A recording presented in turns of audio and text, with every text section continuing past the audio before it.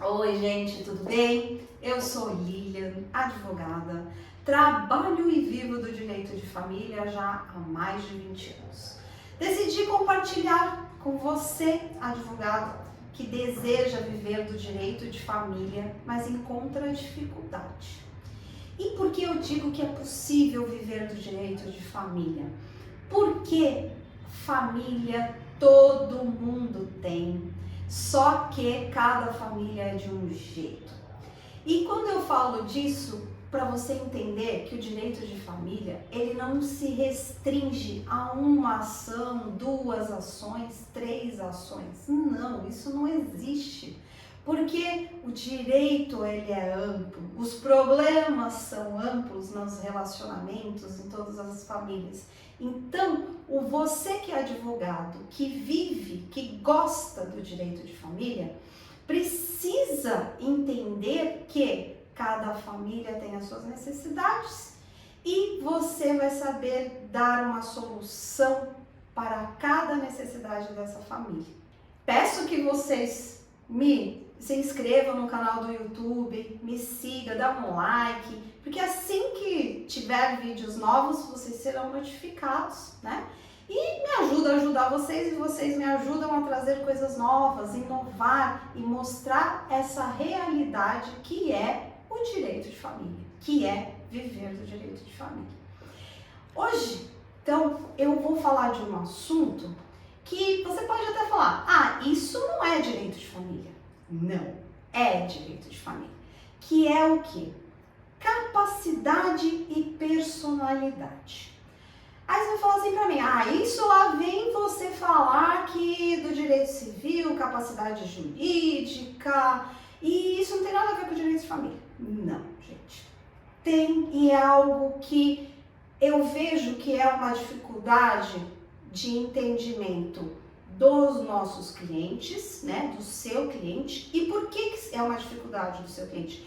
Porque você, advogado, eu, advogado, como eu já falei, tem uma dificuldade de explicar o formalismo do direito. Então, para não termos mais dúvidas, eu quero trazer de um jeito natural, vou trazer aqui de um jeito natural essa questão de capacidade e personalidade. Eu vou escrever aqui para vocês entenderem onde eu quero chegar. Aqui, capacidade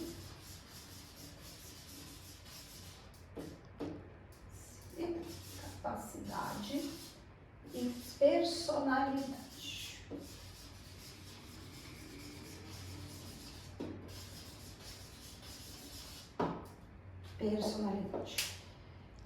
Capacidade, né? Todo mundo, né? O que é a capacidade? Todo mundo é capaz de ter direitos e deveres. Esta é a capacidade. E a personalidade? A personalidade nada mais é, ela começa quando? O que é? Quando a gente nasce com vida, né? Então a gente passa a ter uma personalidade, a personalidade da pessoa física, né? Um título comparativo, personalidade jurídica, quando se tem uma empresa, né? Aqui eu não vou falar de personalidade jurídica, tá? Embora a personalidade jurídica dentro das relações familiares dá até um bom tema que podemos um dia trabalhar. Mas a personalidade e capacidade, ela confunde por quê e por que é importante você ter isso em mente, que são coisas distintas dentro do direito. A capacidade, falei, todo mundo tem a capacidade de direitos e de deveres. E na verdade, a capacidade, ela é o quê? Ela é a nossa legitimidade, né? Então aqui eu comparo a capacidade igual a legitimidade.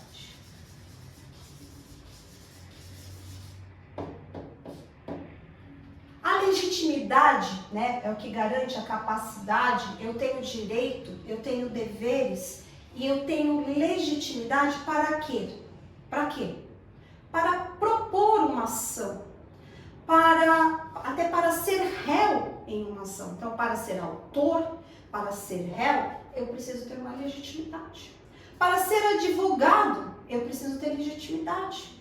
Para eu falar, né, você se declarar como advogado, você tem que ter uma capacidade postulatória.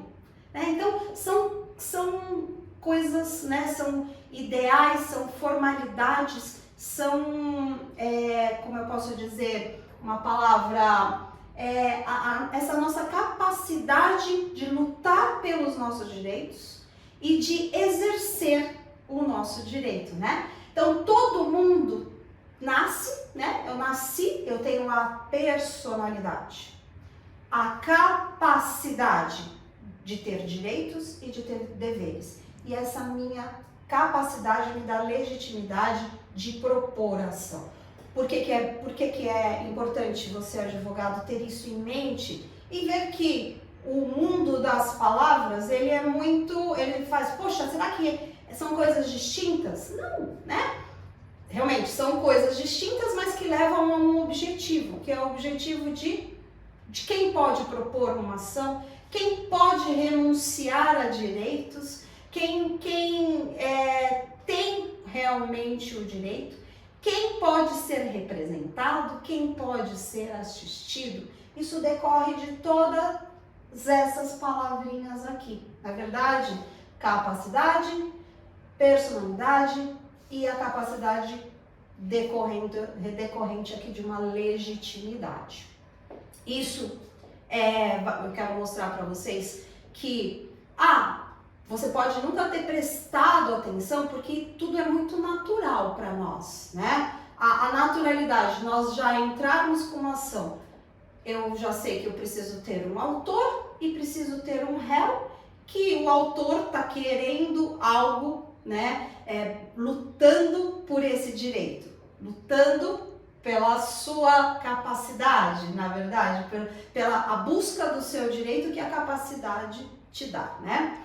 Então aqui, voltando para nós falarmos um pouco dessa capacidade dentro do direito de família, que temos aqui os absolutamente.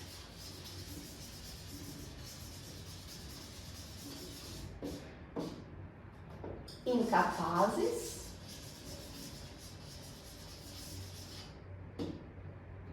e os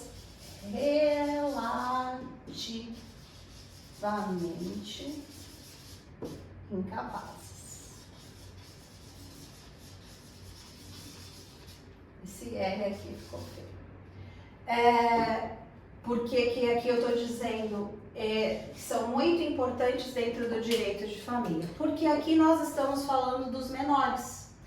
E sempre bate uma dúvida, né? Aqui, absolutamente incapazes. Quem são os absolutamente incapazes? São os menores de 16 anos, né? E os relativamente incapazes, os maiores de 16 anos. E aqui eu coloco, né? Aqui os menores de 16 anos. E aqui, maiores de 16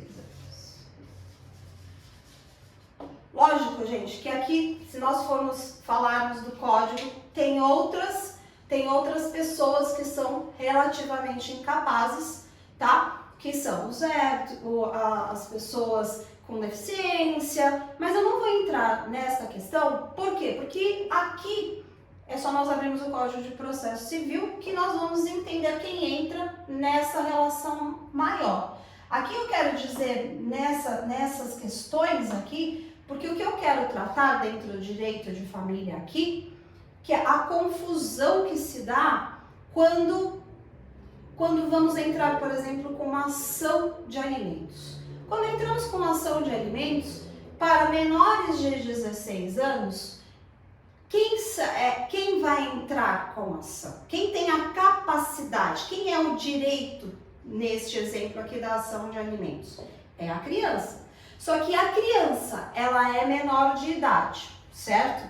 ela é menor de idade, ela vai ser o quê? Ela vai ser representada por quem tem a sua guarda, né? Por quem é o responsável por ela. Então aqui o autor desta ação será a criança. Quem representará esta criança, esse menor de 16 anos, será ou o pai, ou a mãe, ou um tutor, né? Que será representado na justiça, nesta ação. Igualmente, os relativamente incapazes, maiores de 16 anos, eles não serão representados, eles serão assistidos, né? Então, aqui, vou te colocar em vermelho aqui, em preto, o absolutamente incapaz será representado.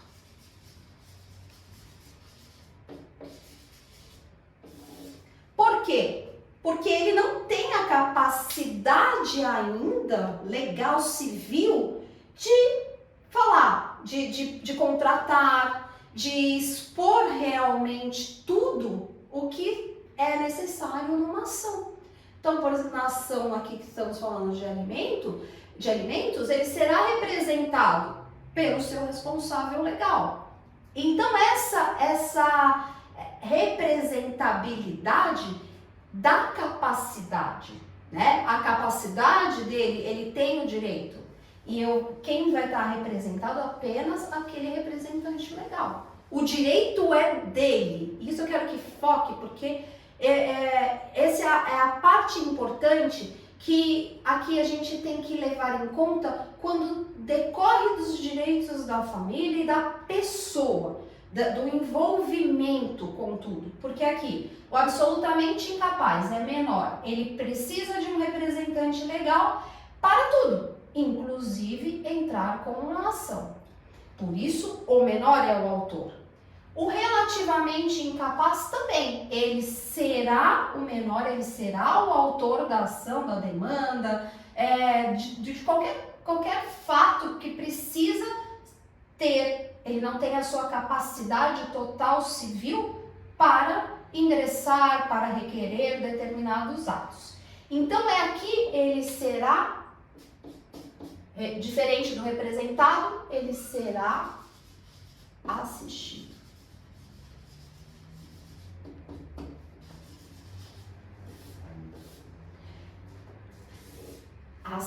Então, assistido por quem? Pelo seu representante legal, tá? Então, é importante termos isso aqui bem esclarecido, porque envolve a capacidade e personalidade, porque esse benefício que gera para nós, advogados, por exemplo, quando estamos fazendo fazemos uma ação e não colocamos nem que é representado, nem que é assistido, não entra dentro dos requisitos de uma petição inicial.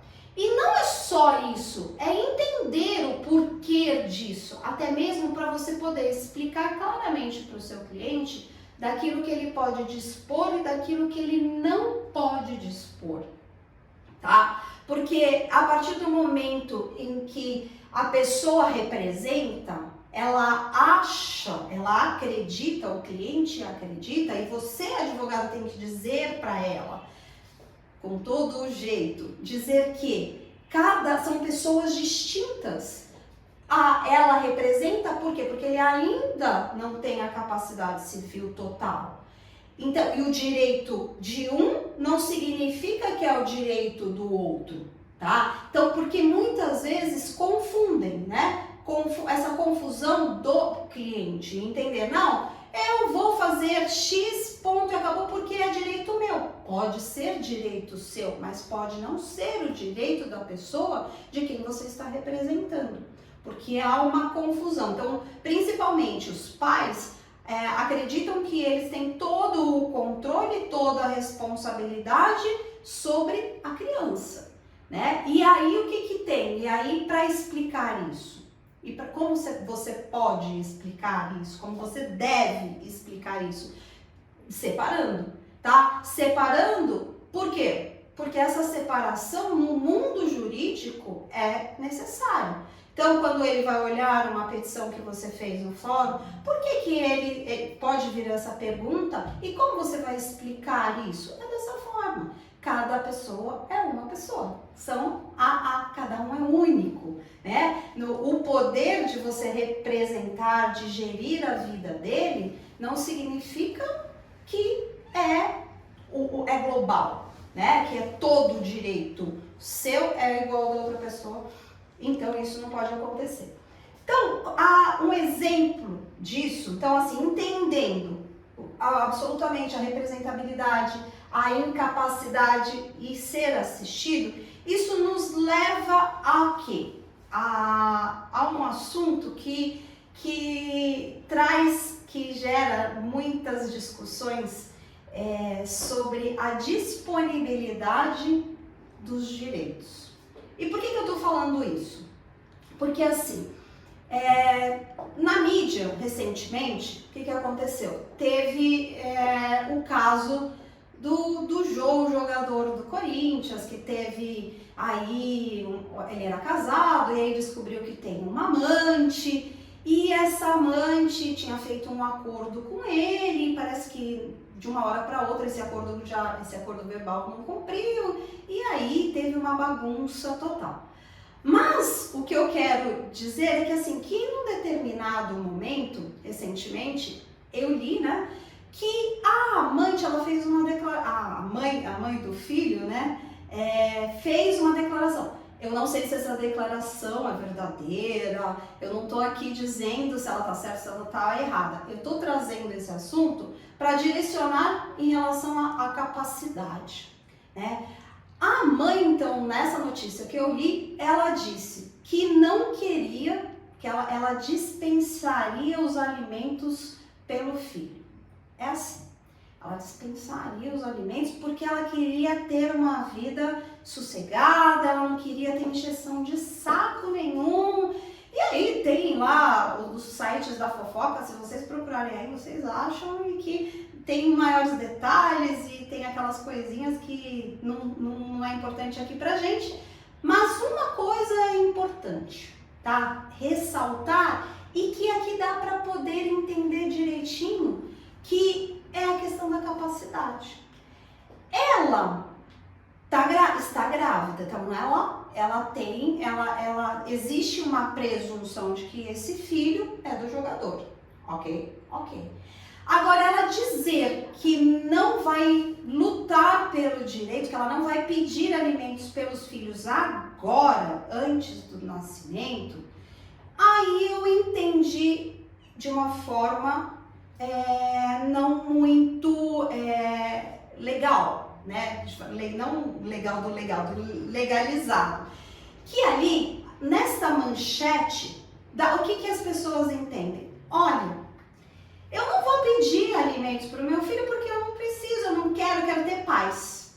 Foi isso que eu entendi da manchete. Quando eu fui ler, aí tinha mais detalhes. E na verdade, o que ela estava dispensando, ou o que ela está dispensando? Ela está dispensando os alimentos para ela, não para o filho. E aí entra, quando eu falo que o direito de família ele é muito amplo, é aqui. Porque o que houve? O que houve de dispensa? O que ela quis dizer nessa dispensa do filho? São os alimentos gravídicos, né?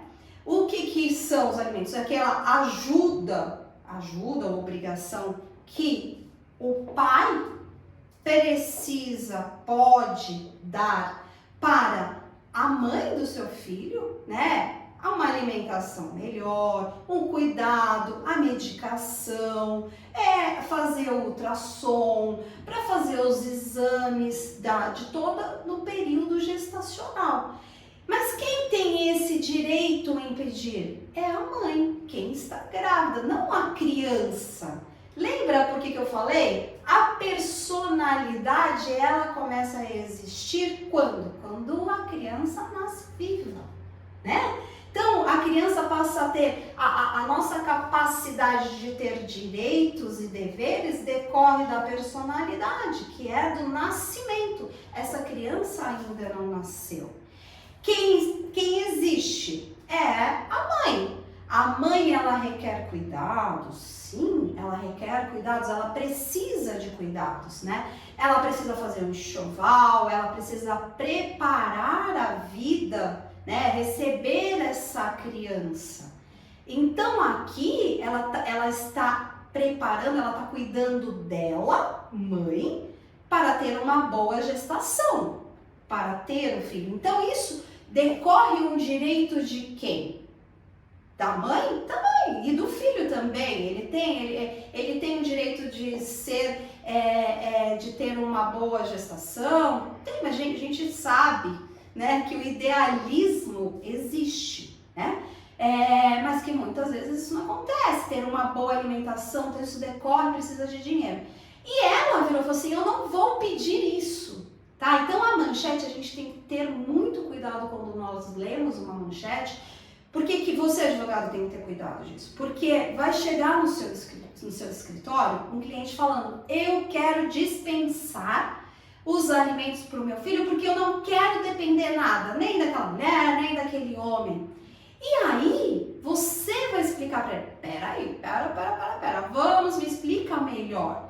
Não é porque você leu uma notícia, uma manchete, uma fofoca, que o direito de A é igual ao direito de B. São, aquilo que eu volto a falar, são casos, pode ter algumas semelhanças, mas nós temos que entender os pormenores desses detalhes, né? Então, nesse caso dessa moça que falou isso, é o direito dela, a capacidade dela, a legitimidade dela. Então, ela renunciou a um direito dela, ela não renunciou ao direito do filho. Mesmo porque o filho ainda não tem a capacidade e não tem a personalidade. Não tem a personalidade, não tem a capacidade. Tanto que ao ler ainda a notícia, continuar a ler a notícia, o que me traz ainda de requisitos?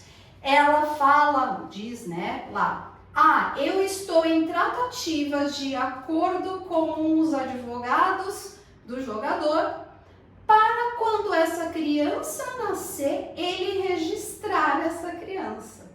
Então, vê as diferenças.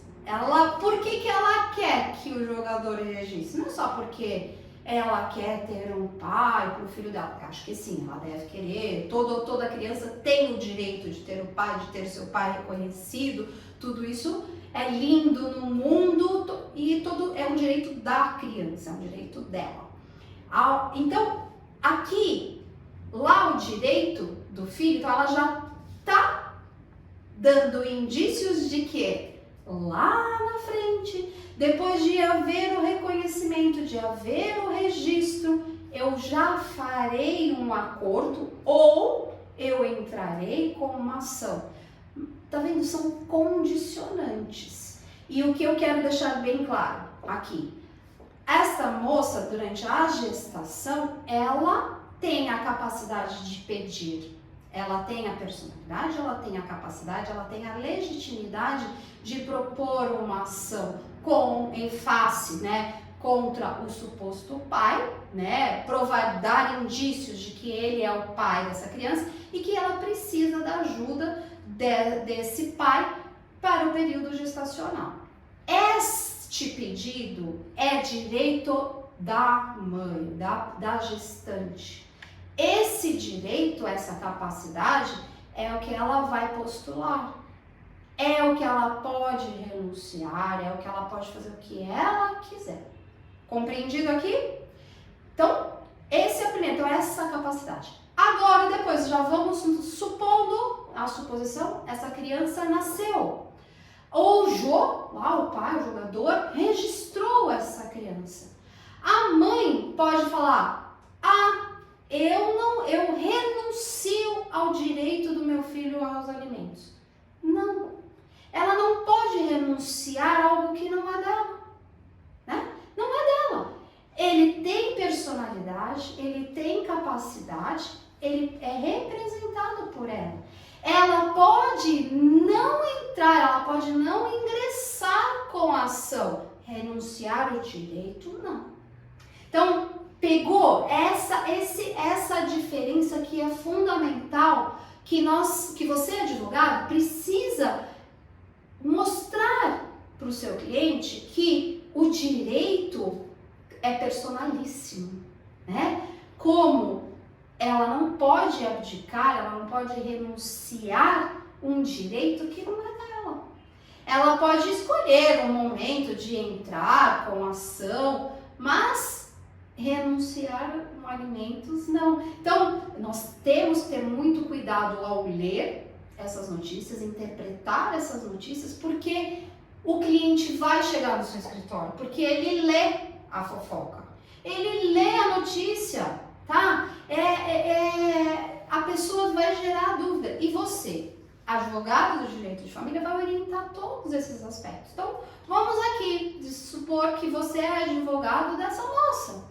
Então, você vai falar, peraí, né? Não já vai falar errado na mídia, tá? Você já vai dar elementos, você já vai poder falar para ela, olha, fala direito, fala bonito, fala que você está assessorado por um advogado que vive do direito de família, que sabe, tá falando, não fala besteira aí, tá? Assim, eu tô falando isso, não tô dizendo que o advogado não falou, que pode ter até falado e a pessoa vai lá e fala o que quer para aparecer, né? Que pode acontecer. Mas nós temos que ter muita cautela, porque se os nossos clientes saírem falando algo que você orientou, né? Olha nesse caso, o advogado que orientou dessa forma, se orientou dessa forma, eu duvido que tenha orientado dessa forma, mas ela utiliza da mídia para chamar atenção para ela e para o caso.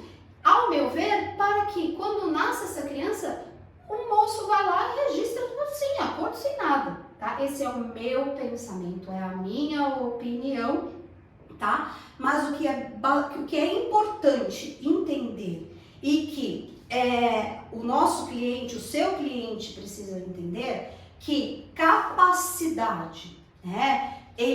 Cada um tem a sua, é personalíssimo, cada um tem o seu direito. A forma como vai exercer, tá? Decorre do absolutamente incapaz, do relativamente incapaz, porque são direitos das pessoas, desses menores.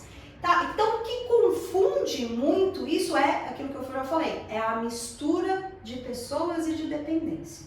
Então, esse caso, só para relembrar, ele mostra pra gente que mãe, né, tem direitos, filhos têm direitos, mas que mãe não pode renunciar o direito do filho, assim como o pai, assim como seus representantes tutores também não podem renunciar. Por isso que tem o Ministério Público para atuar nas causas que tem absolutamente incapazes, menores de 16, maiores de 16, porque eles são os fiscais da lei. E nós não podemos, não devemos fazer errado justamente para não prejudicar o nosso cliente, o seu cliente. Não pode prejudicar. Então é muito bom entender para dar essa orientação.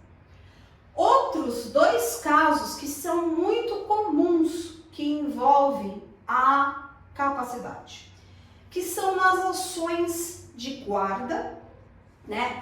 Nas ações de guarda. Quem pede a guarda? Quem pede a guarda é a mãe ou é o pai. Então, quem é o autor dessa ação são essas duas pessoas. Por que eu tô falando isso? Porque é muito comum advogado entrar em nome do filho. Mas ali, quem é o responsável? Quem quer ser responsável?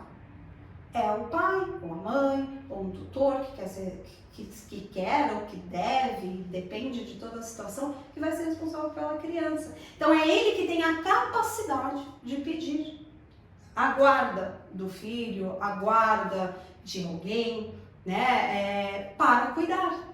E é em face de quem? Em face ou do pai ou da mãe. Outra questão que é muito comum, a regulamentação de visita. Também eu já vi no decorrer, gente, eu tô vendo porque assim, eu já vi colegas, quando eu fui apresentar a contestação, eu vi esse erro. E que teve que ser emendado, teve que ser corrigido, o juiz mandou corrigir. Então é uma perda de tempo. Então fala assim, imagina que isso acontece muito. Então você, advogado, não pode deixar isso acontecer. Por quê? Porque você vai perder muito tempo com esse processo, que vai ter uma correção, vai mostrar que você não entendeu muito essa questão da capacidade. Então, você, advogado do direito de família, não pode cometer esse erro, tá? Por quê? Porque é importante, é muito importante para você e para o desenvolvimento caminhar da ação. Então, voltando, na ação de regulamentação de visita, quem quer visitar? Vai regulamentar a visita de quem? É do filho. Então, quem são as partes? Aí volta também a questão. A parte é o pai ou a mãe. E o que vai ser regulamentado é como eu vou visitar o meu filho que está com alguém. Alguém está com a guarda e é ali que eu vou ter algum problema, que tem um problema. Então, também é a capacidade, é o direito do pai, da mãe, de pleitear isso. A criança ali né? A criança, ela é feio que eu vou falar, o objeto, não é o objeto, ela é, na verdade, aquela pessoa em que precisa estar regulamentada a convivência, de como serão essas visitas, porque precisa ter no papel, alguns casos. Então, o que mostra pra gente toda essa questão da capacidade, da personalidade, dos problemas que enfrentam, dos direitos,